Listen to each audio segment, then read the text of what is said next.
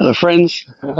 Ben Hogan thought that the left arm, particularly, would end up on the plane of swing, which he depicted as a sheet of glass with the bottom edge sitting on the ball in direction of the target, with a hole cut out of it for the head, resting on the shoulders and extending upward. He thought the left arm would end up on that plane of swing at the end of the backswing, and he thought that was beneficial. Now, it got a little more murky when he started talking about the shoulders because he thought that the shoulders should revolve on that same plane. And a couple of generations later, a famous book called Square to Square by Dick Altman had illustrations that sort of suggested that that's how it was going to happen. And it's, I think, unachievable because certainly somebody with my dimensions, if I were to position my spine perpendicular to the plane of swing and revolve my shoulders along it, then I would be dangling my knuckles on the ground.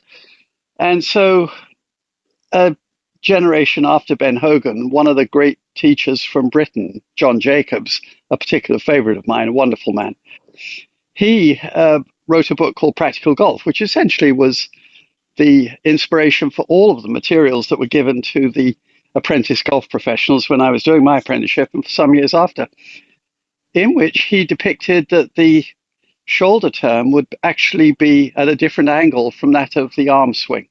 He thought that the shoulder term would be more flat, and that term is a little ambiguous. It means more like a carousel and less like a Ferris wheel. And I think, of course, it's true.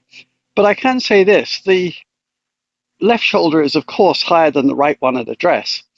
And then even Ben Hogan himself admitted or suggested that when he initiated the downswing with the turn of the hips, that the right shoulder would drop. So you get the idea that the shoulders aren't completely constant and that the left one is generally going to be higher. Well, there's an additional feature because the shoulders are wider than they are deep. And when you rotate your shoulders, the left one, which starts a little higher, actually ends up beyond the plane of the swing. And if the arm is then on it, it's more parallel to it than actually on it.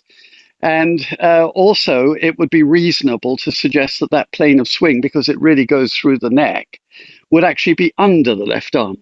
And so I think allow your shoulders rotate with the left shoulder, what feels to be a little more flat than the arm swing.